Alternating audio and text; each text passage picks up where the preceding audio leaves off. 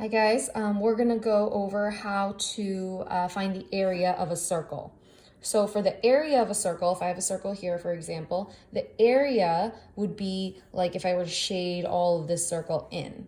In other words, if you're thinking about if you had a circular swimming pool, say this is a swimming pool, the area would be like if I had to cover the swimming pool. If I wanted to know, okay, how much material do I need to cover the swimming pool, that would be my area.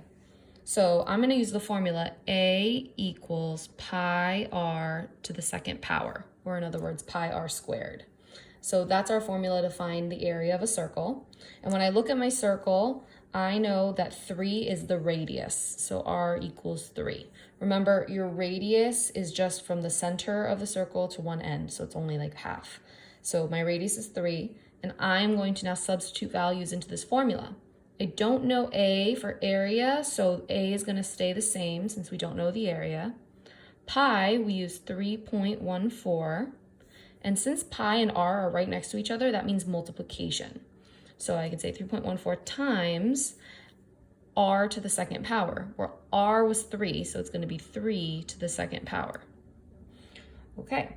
Keep in mind r to the second power, that exponent r to the second power, that's really saying r times r, okay? That's my exponent. So now I want to solve this, and I notice there's multiplication and there's also an exponent.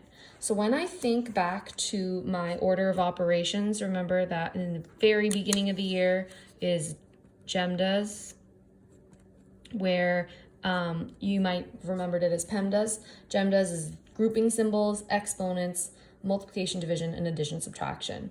So I have no grouping symbols here, but exponents comes before multiplication. So we have to do this exponent part here first. So 3 to the second power is really 3 times 3. 3 times 3 is 9. So I'm going to plug 9 in. So A equals 3.14 times 3 to the second power, that's 9. And I'm going to finish solving this problem by just multiplying 3.14 times 9. So again, I can go to my calculator for this. I could say 3.14 times 9. And that's going to be 28.26. Again, you could have done that without a calculator, but we are allowing calculators for this topic, so this would be fine. And then I'm just looking for my label. It's going to be centimeters. And because it's area, it's centimeters squared, or centimeters to the second power. Okay, so just remembering when we're finding area, we do that exponent first before we multiply, after we plug all the information in. Let's do one more example. So find the area, and if I look at this, this is my circle. I know the area formula is going to be A equals pi r to the second power. So that's my area formula.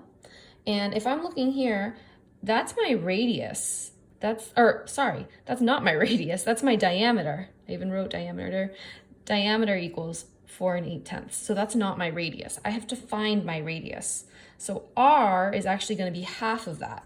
So really I'm going to think, okay, what is half of 4.8 or 4 8/10? And I can figure out that radius by saying, okay, 4 8/10 divided by 2. That's going to give me my radius. You might know that off the top of your head. If not, remember this is a calculator unit, so you could put that in the calculator. 4.8 divided by 2. And that's going to be 2.4. And so that's my radius, 2.4. I'm going to use this in my formula over here. Okay, so now I'm going to go over here. A equals, and instead of pi, I'm going to write 3.14. They're right next to each other, so that means multiplication times. And r, I'm going to plug in 2.4. But remember, it's r to the second power, so it's really 2.4 to the second power. So now we're going to solve it. I have multiplication and I have an exponent, which means I got to do my exponent first. So I'm really going off to the side here to do 2.4 to the second power, which is 2.4 times 2.4. So again, you can do that off to the side showing your work, or you can go to your calculator, 2.4 times 2.4, and that's going to equal 5 76/100. or 5.76. And that's what we are plugging in when we're solving. So now A equals 3.14 times 2.4 to the second power was 5.76. And then our last step to get the area is to multiply. So we're going to do 5.76 times 3.14. And so my final answer for area is 18.0864. And again, that's a long, a lot of digits after the decimal. So if they told us to round, depends on what place value they tell us to round to. Let's say they said to round to my hundredths place. So remember, this is my ones, this is the tenths, and so this is my hundredths. Hundredths place is 2 places after the decimal. So if they told me to round to my hundredths place, I'd underline the hundredths place, and then I would look next door. So I would draw an arrow and I'd look next door. This number 6 is going to tell me if 8 is going to stay 8 or if it'll go up to 9.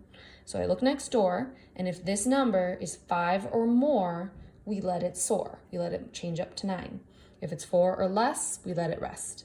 So I look next door, it's a 6, that's 5 or more, we're going to let it soar. So that means my area is going to be 18.0, and the 6 is going to make that 8 soar up to a 9. So my area is 18 9/100 of centimeters to the second power.